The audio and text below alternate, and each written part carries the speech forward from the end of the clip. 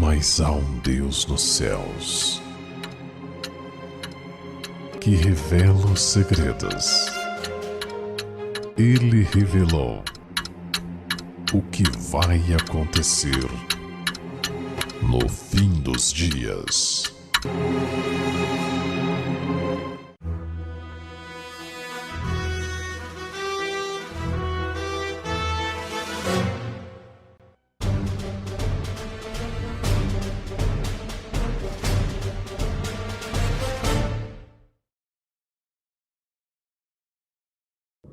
Pérolas escondidas, Espírito Santo e seus atributos.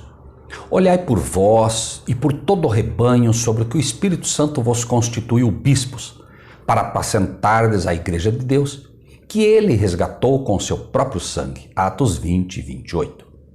Embora este tema, como dito anteriormente, seja difícil por vezes de entender, já que sabemos que a palavra de Deus não apresenta com clareza a natureza do Espírito Santo, podemos sim entender quem ou o que ele é. Como fazer isso? Primeiramente, buscando textos claros, simples e que não nos deixem dúvidas, sabendo que toda doutrina é e deve ser definida sempre por um claro assim diz o Senhor. Vejamos o texto acima e sejamos francos. É difícil entendê-lo? Pergunta simples e resposta simples. Quem resgatou a igreja de Deus com o seu próprio sangue? Para aqueles que preferem complicar ou defender ideias preconcebidas, este tema será bastante difícil. Mas para o coração aberto, humilde, com desejo de aprender, uma pergunta simples e uma resposta simples serão suficientes para elucidar a questão quanto a quem é o Espírito Santo quando lhe são atribuídos dados pessoais. Pergunta: quem de fato resgatou a igreja de Deus com o seu próprio sangue? Uma só é a resposta e qualquer criança criada num lar cristão pode dar: Jesus Cristo. Falando sobre o Espírito, disse Jesus claramente: vede as minhas mãos e os meus pés, que sou eu mesmo. Apalpai-me e vede, pois um espírito não tem carne nem ossos, como vedes que eu tenho. Lucas 24, 39. Um espírito, então, não tendo carne nem ossos, tampouco teria sangue para derramar pela igreja de Deus. Não bastasse isso, outros textos são apresentados, dos quais destacamos alguns, que apenas deixam essa premissa longe de qualquer dúvida.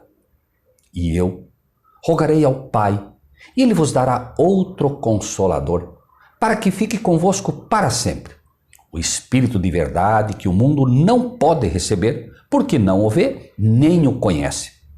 Mas vós o conheceis, porque habita convosco. João 14, 16 e 17. Que o mundo não pode receber. Veio para o que era seu, e os seus não o receberam. João 1:11, falando de Jesus. Porque não o vê nem o conhece. Estava no mundo e o mundo foi feito por ele, e o mundo não o conheceu. João 1:10, falando de Jesus. Porque habita convosco. E o Verbo se fez carne e habitou entre nós, e vimos a sua glória como a glória do unigênito do Pai, cheio de graça e de verdade. João 1:14. Falando de quem? Jesus. E estará em vós. Eis que estou à porta e bato.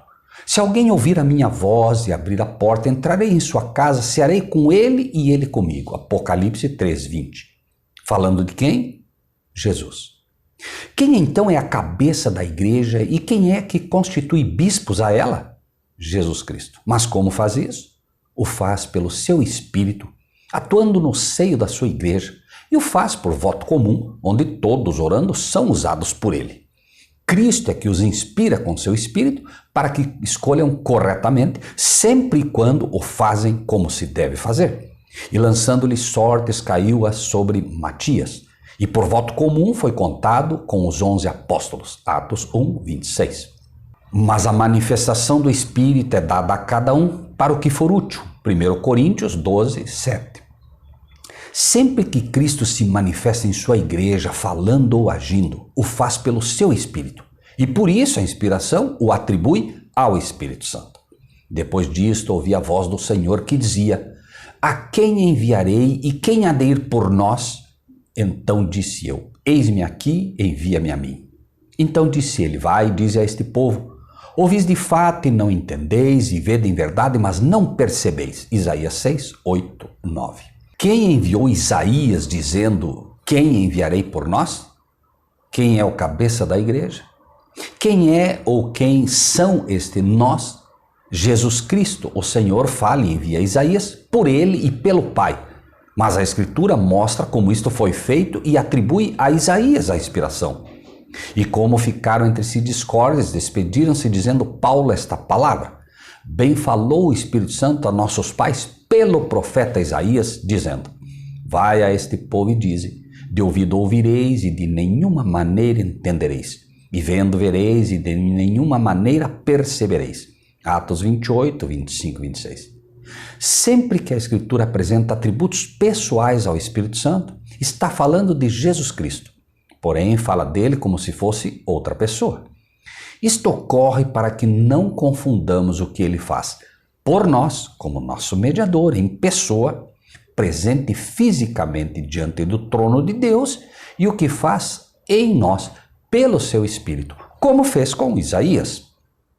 Alguém sabiamente escreveu algo perfeito sobre esse assunto, onde qualquer cristão que realmente busque a verdade poderá ver que é assim. Limitado pela humanidade, Cristo não podia estar pessoalmente em toda parte. Portanto, era para benefício deles que ele os deixasse, fosse para o seu Pai e enviasse o Espírito Santo para ser o seu sucessor na terra.